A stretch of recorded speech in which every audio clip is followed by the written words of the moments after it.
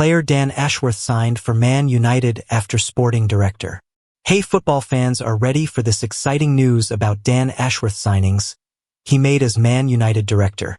Ranking every player Dan Ashworth signed for Man United after sporting director makes shock exit. Dan Ashworth made 5 first-team signings during his brief spell at Man United.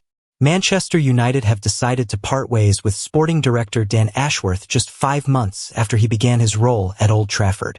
United paid £3 million in compensation to hire Ashworth from Newcastle earlier this year, but the move has not worked out as planned.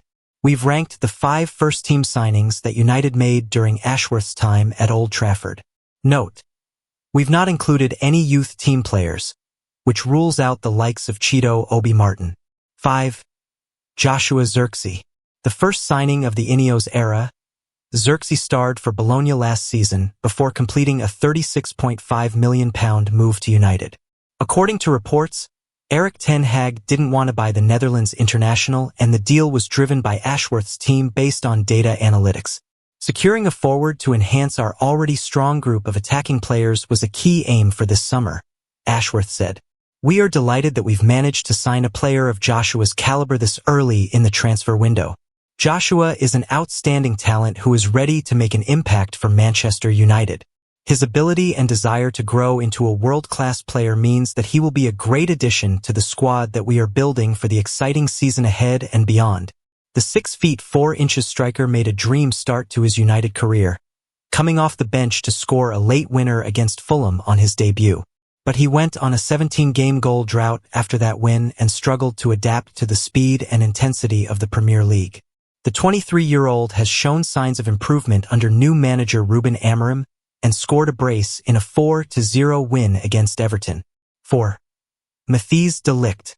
Having worked with de Ligt at Ajax, Ten Hag identified the 25-year-old centre-back as a top transfer target in the summer. United secured his signature after agreeing to pay Bayern Munich an initial £38.5 million and another £4.3 million in potential add-ons. Ashworth reportedly felt that United were already well stocked with centre-backs but sanctioned the move in order to show faith in the manager. He has been a regular under Ten Hag, Ruud van Nistelrooy and Amorim, starting 16 of United's 22 games in all competitions in 2024-25. But United have conceded a total of 24 goals in those games, and the Netherlands international has been criticized for his lack of mobility and poor positioning. When you bring players in, you expect them to be a lot better than who you've already got, former United midfielder Paul Scholes said. I don't see players coming in who are a big difference. De Ligt has come in for Harry Maguire, let's say, but there's no big difference there. Speaking head. He's completely out of position all the time. At Cara 23 analyses the goals Manchester United conceded to Tottenham. 3. Manuel Ugarte. After Casemiro struggled with form and fitness issues in the 2023-24 season, United prioritized signing a defensive midfielder. According to reports, Ten Hag wanted to turn Sofian Amrabat's loan move into a permanent deal or recruit Sander Berge from Burnley. But United pursued Ugarte throughout the summer transfer window and eventually agreed to pay Paris Saint-Germain an initial £42.1 million and another £8.4 million in potential add-ons. The Uruguay international initially had a bit-part role at Old Trafford, starting just 4 games in all competitions under Ten Hag. But he has now been reunited with Amorim, who worked with him at Sporting CP and has made no secret of his admiration for the midfielder. I was very happy to know I would find him back at Manchester United, but he knows better than anyone that for me all players are equal. So I was very happy, but he is still going to have to work hard, the head coach said. The 23-year-old is yet to justify his price tag, but has featured in all 4 of Amorim's Premier League games and is starting to rediscover his best form. 2. Lenny Yoro. The most expensive signing on this list? Yoro joined United from Lille in a deal worth an initial £52.1 million and another £6.7 million in potential add-ons. The deal was seen as a huge coup for United as the centre-back had also been linked with Real Madrid, Paris Saint-Germain and Liverpool.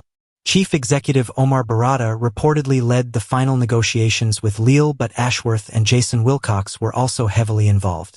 Lenny is one of the most exciting young defenders in world football, He possesses every attribute needed to develop into a top-class center-back, Ashworth said. Having had such an excellent start to his career, we are excited to support him in reaching his immense potential here at Manchester United. He fractured his metatarsal during the club's pre-season tour of the United States and has made just 2 first-team appearances this season. But the 19-year-old possesses all the characteristics required from a modern center-back and could prove to be a brilliant signing in the long term.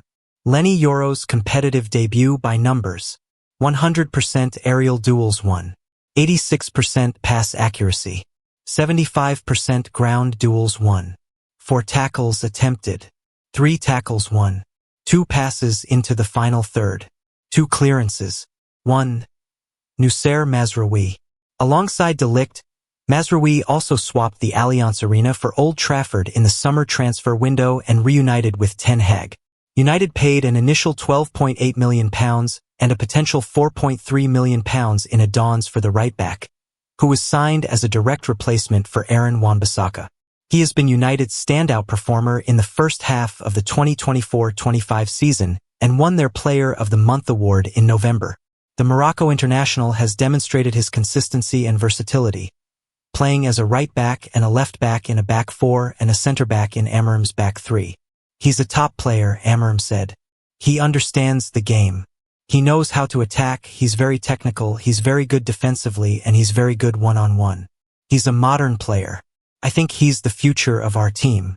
When you think about him, you think we need more players like Nous that can control the tempo. They are really, really good and comfortable with the ball. So Nous, I'm really happy with him. Thank you guys for watching this videos. Don't forget to subscribe, share, and comments for more insights.